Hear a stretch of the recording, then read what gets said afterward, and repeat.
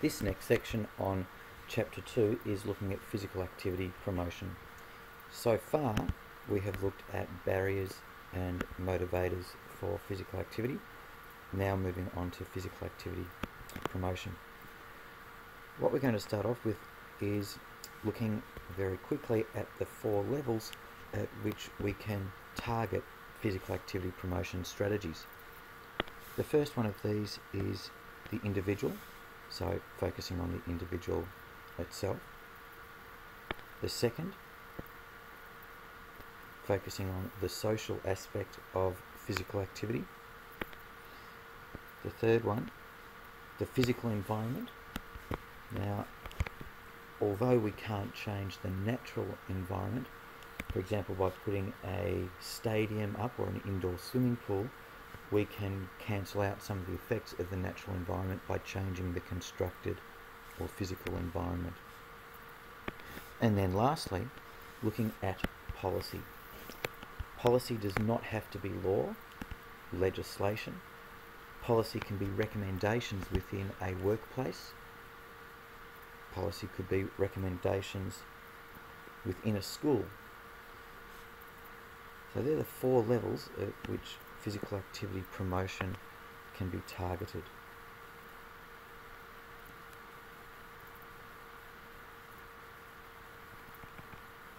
Here we're looking at physical activity promotion within an individual level versus population level.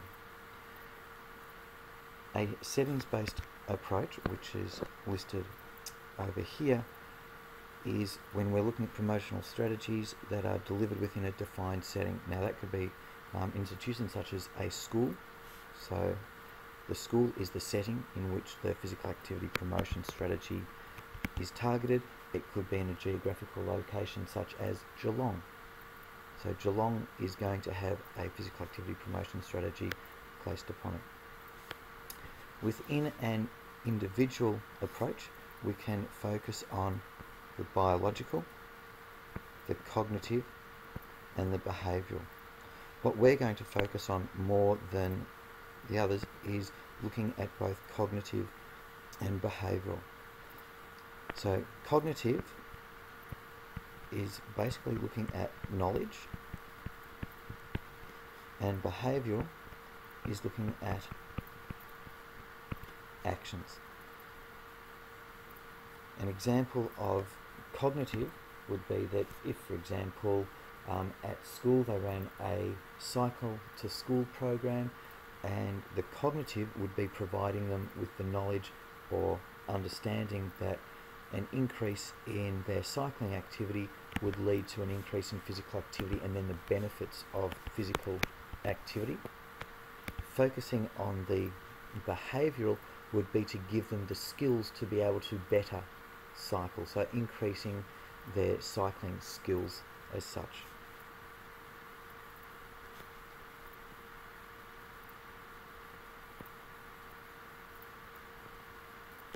Now looking again at individual, here we're looking at print and web-based media. These are most often booklets, brochures and handouts. They're available from a variety of areas, whether they be sporting clubs, leisure centres, fitness clubs, weight control centres, but also from healthcare providers, so physiotherapy clinics, osteos, chiropractic massage. You'll also find a lot of them in chemists.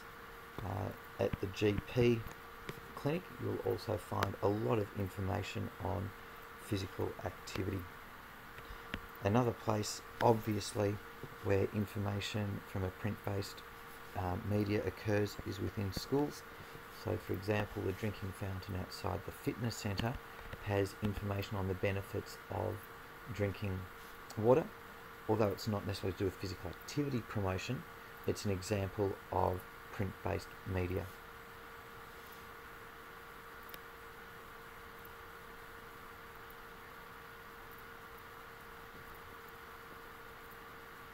Counselling is a situation where one-on-one, sometimes one-to-many, but more often than not one-to-one, you receive information about the benefits of physical activity.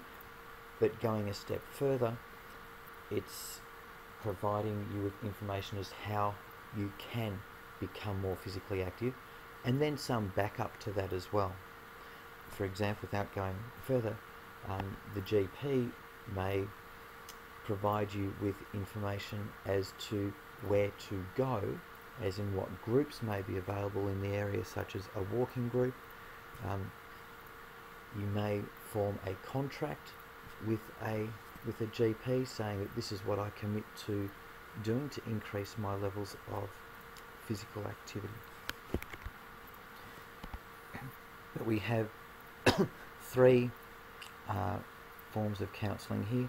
We have the health professional counselling, so looking at GP, osteo, physio, etc. We have telephone or email online counselling, so you can go online, receive feedback information as to what you can or possibly should be doing.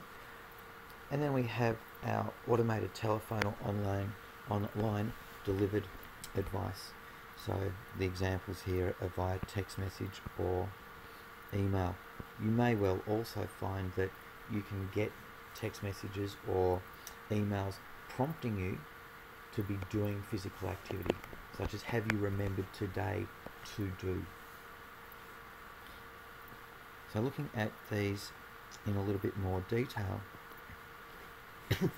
the 8 things that counselling or strategies used in counselling can help. First of all, assessing motivational readiness. What this is looking at is trying to ascertain, are you even ready to undertake physical activity?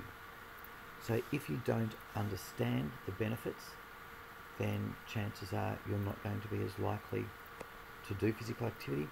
If you don't understand the consequences of inactivity, then you're less likely to become involved. So what we're looking at is what stage are you at? Do you have the equipment? Have you purchased equipment? If you've gone and bought a brand new pair of shoes thinking that in the next few weeks you may undertake physical activity, then obviously you're more motivatedly ready to do physical activity than if you don't have appropriate apparel. The next one, looking at process of change. Now if we look at process of change here, the type of strategy employed to encourage changes in physical activity level. So it links in very closely with motivational readiness, and I'd probably actually given an example before, such as having purchased shoes. So whereabouts on the process of change are you? Are you not ready for change at all, therefore not thinking at all about physical activity? Have you thought about changing your levels of physical activity? Have you put something into place to enable you to, such as purchasing a pair of shoes? Could you be a little bit further along the line where you've done physical activity for up to 4 weeks, but maybe not necessarily meeting the physical activity guidelines? Or have you, for a period of time, increased your level of physical activity so that you have been meeting the National Physical Activity Guidelines? So what we're looking at here is, what are you currently doing? How long have you been doing it? And are you meeting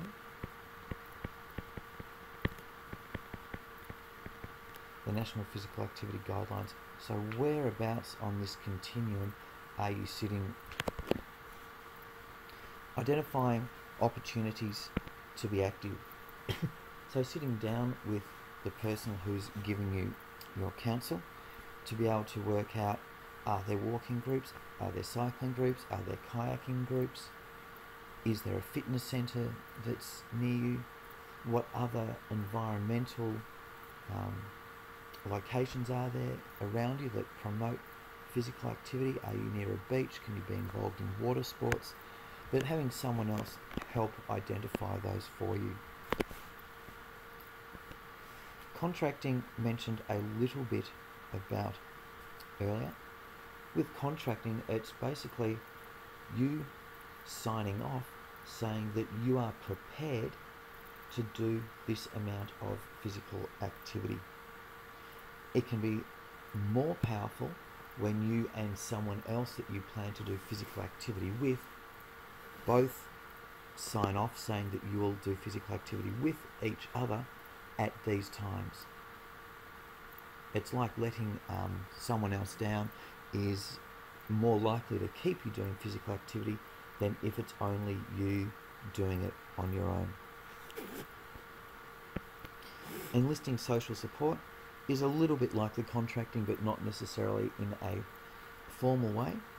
So it could be that as a parent, you say to your children that I want you to come and do the physical activity with me, making a family thing out of going for a run in the morning. Reminder systems, putting a note on the fridge. Have you done this physical activity today? Or a reminder that this is the week's program for me for physical activity. Using the calendar in Outlook or another online calendar when it will prompt you during the day.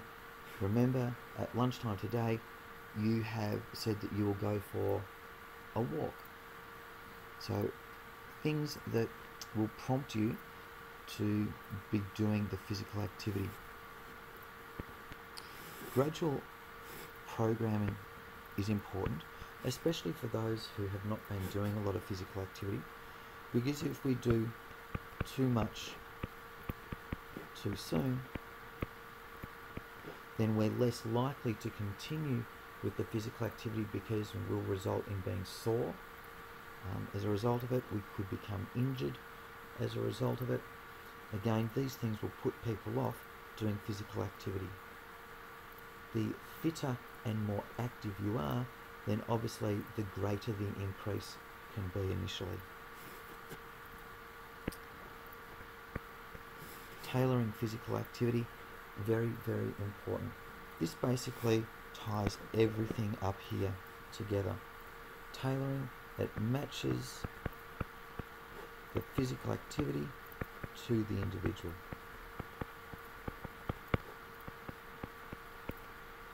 So it takes into account what the individual enjoys, what opportunities exist around them, and matching those up for the individual.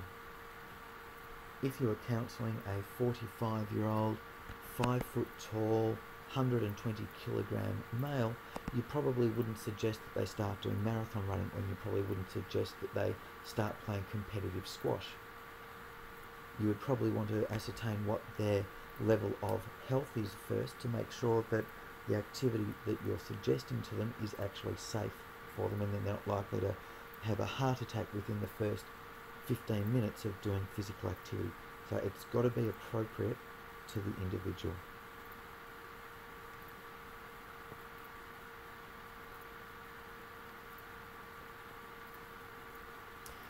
So again, this is a little more detailed looking at cognitive versus behavioural strategies. So again, when we're looking at cognitive, we're looking at thoughts. When we're looking at behavioural, we're looking at doing. Thoughts could also be looked at knowledge, doing obviously as the behaviour. So the first one for our cognitive, increasing knowledge. So here they understand more about the benefits of doing physical activity, being aware of the risks or understanding the consequences of physical inactivity, caring about consequences to others. So not only just understanding that if you're physically inactive yourself, there may well be health complications down the past, but what implications do those health consequences have on other people around you? Comprehending the benefits. So what are the personal benefits of being physically active? Also, what are the benefits to the others that are surrounding you with being physically active? Increasing health opportunities, again, comes down to knowledge, but understanding what opportunities actually exist around you. Behavioural strategies, substituting alternatives. So instead of using the lift, use the stairs. So just very, very simple things like that. Enlisting social support, encouraging to become active with a family member, a friend, a team, where you feel necessary to do the physical activity with them and have a sense of guilt or letting someone else down when you don't do it. You could reward yourself for being physically active, whether it's simply someone slightly overweight. I will reward myself with a new pair of jeans when I've been physically active for 3 consecutive weeks. Committing, so encouraging the individual to make promises, plans and commitments to be active, and writing these down. Very, very powerful when you actually commit something to writing. Write it down, put it up on the fridge, and what you end up doing is making a self-contract. So you're actually putting it to paper saying, I will do this. And then the last one, reminders, whether it be something on the fridge to remind you, whether, as I said before, about using Outlook, send yourself emails, or whether it be within the calendar. Here they're suggesting keeping running shoes in the car, at the office, so that if you have the opportunity, you don't have the excuse as, I actually don't have the appropriate equipment there.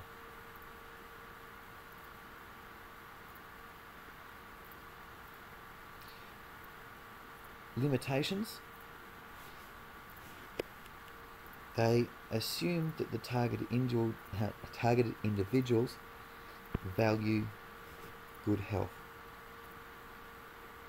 Now, although going back up here, if we do go into increasing knowledge, comprehending benefits, we may be able to get someone to the point where they do value good health, but we do presume that if they're going to start doing physical activity, then they have to value having good health.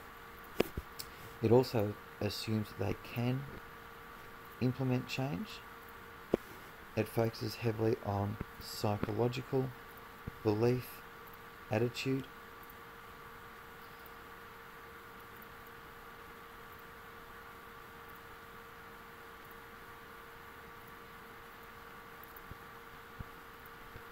This one here, important that they're not equally effective for every person. Why? Because every person has a different set of individual beliefs. They've got different social support. They have a different environment. So are they coastal? Do they live in the high country? Are they rural? Are they urban? All these things also impact on whether they can or can't participate in some physical activities.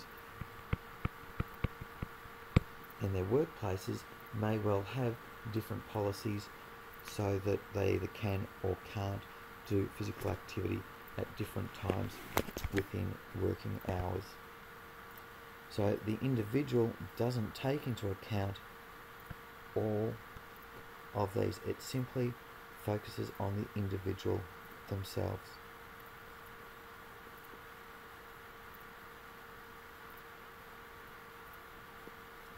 With population-based activity promotion, the World Health Organization, or the WHO, identified the need for a multi-level approach. And the multi-level approach is saying that we need to be targeting all of, or as many of these as possible, to increase the chance of success.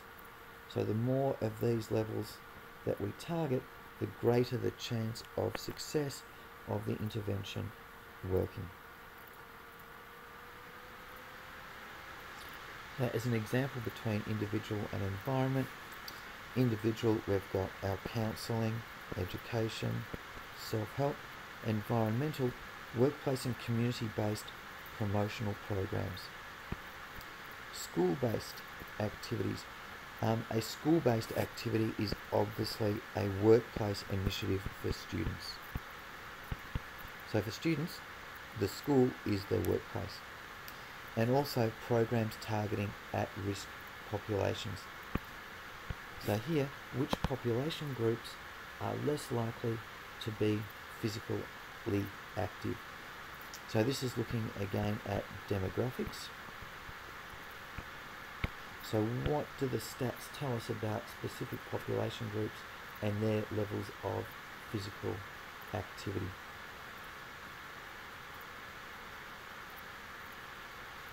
So environmental approaches take into account the demographics along with environmental factors. So we look at social and physical.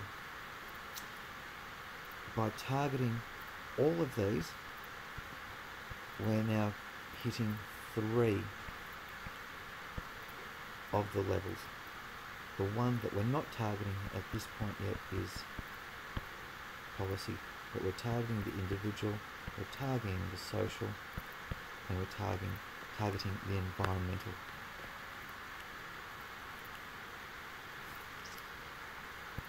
This point here, when we're looking at it being cost effective, if we're looking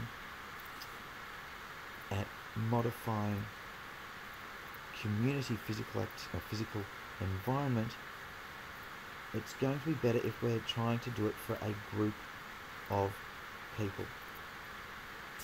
If one person in the community wants to skate, then it's probably not going to be financially viable to build a skate park.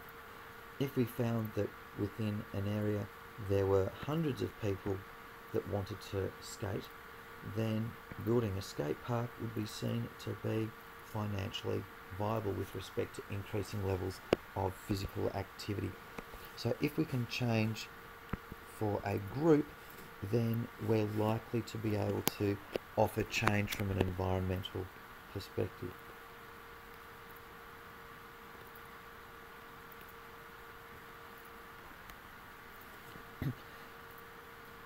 Population. Again, barriers to physical activity are often caused not by the individual in isolation. So only offering counselling isn't necessarily going to work if they actually don't have the physical space, the physical environment to be able to do appropriate physical activity. So here we're saying that barriers to physical activity are not necessarily caused by the individual, but are a product of community, culture, social conditions, physical environment that surround the individual. So again, here's our individual, here's the social side of things, the environment, and then our policy. And what surrounds all of that is the setting in which we're looking at it. So are we looking at it at a workplace setting? Are we looking at it from a community setting? Etc. So a population approach allows us to target many more things than just the individual in isolation.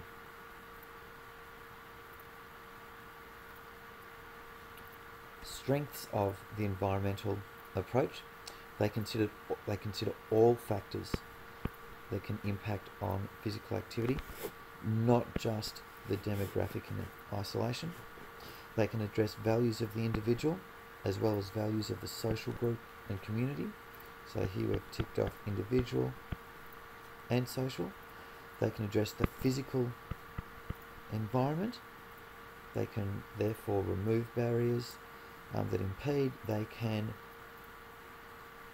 help promote physical activity by constructing new as well. And they bring about action on a social level as well.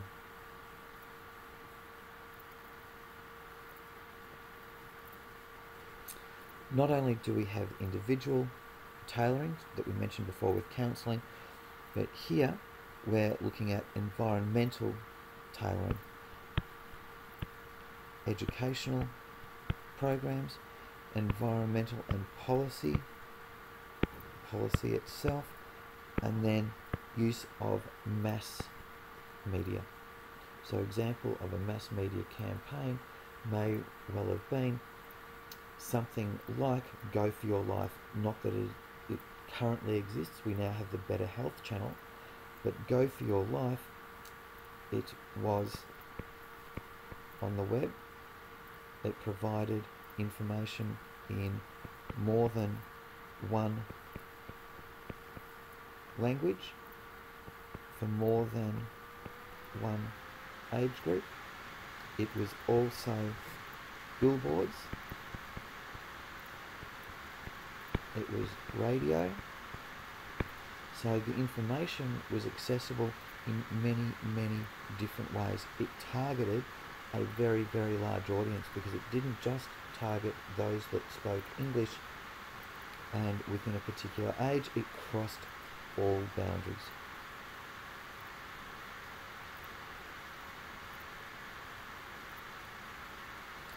So environmental strategies and tailoring, looking at removing impediments to physical activity. When we were in class talking about walkability, we were saying that one of the reasons that decreased the likelihood of people walking was the perception of danger. So what could we put in? We could put in footpaths and lighting to make people feel safer. Introducing new resources and facilities. Installing showers at the workplace. If you don't have showers at the work, you probably don't want to ride at lunchtime or run at lunchtime, ride to work, run to work, etc., because you then end up in sweaty clothes in an unhygienic situation for the rest of the day.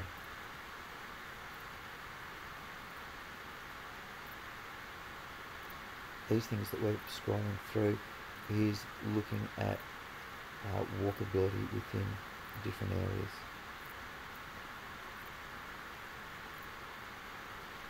Important, whenever environmental interventions occur, they should precede education programs. I'm just going to read through this. A media campaign encouraging people to walk in the neighbourhood, for example, will not have much impact in an area where footpaths are poorly maintained and drug deals take place in the park.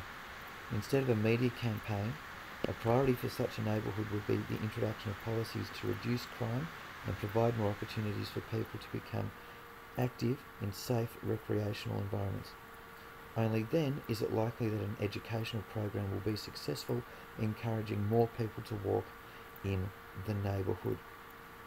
So if we provide all of the information as to why people should become physically active, if they actually don't have the physical environment to do it in, it's not likely to help. So we do need to make sure that the physical environment is right first before we put into place the educational program.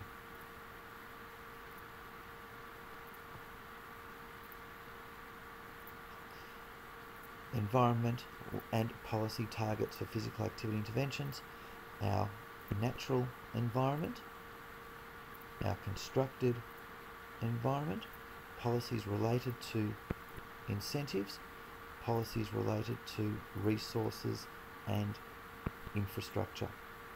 So table 2.5 in the text provides some examples for those. So policy, as mentioned earlier, it could be law, could be regulations, could be formal rules, could be informal rules or understanding. So an example of an informal rule or understanding is that in the Wellbeing Centre, unless you are carrying goods or are injured, you use the stairs. You don't get in and use the lift. A law with respect to physical activity could be that when you ride a bike, you must wear a helmet to help protect yourself.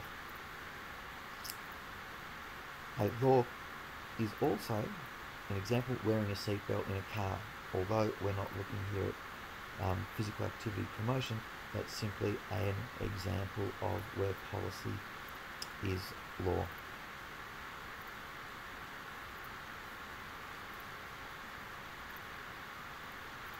The last slide that we're going to look at with respect to this is looking at the 4 things that you would use if you were looking through a strategy and to find whether it was going to be successful or having a likelihood of success. So the first thing when we're evaluating an initiative, does it tailor? So by saying does it tailor, does it allow for the individual? Does it allow for the community group? Does it work on a individual, a social, an environmental or policy level? Have we removed barriers of physical activity? Have we looked at constructing new resources and facilities that will enable physical activity to take place? And have we put into place educational programs or policies to support all of the above? If all 4 of those boxes can be ticked off, then hopefully we're likely to be able to set up an initiative or have an initiative that is likely to enhance the levels of physical activity, not only from an individual but from a community and group setting.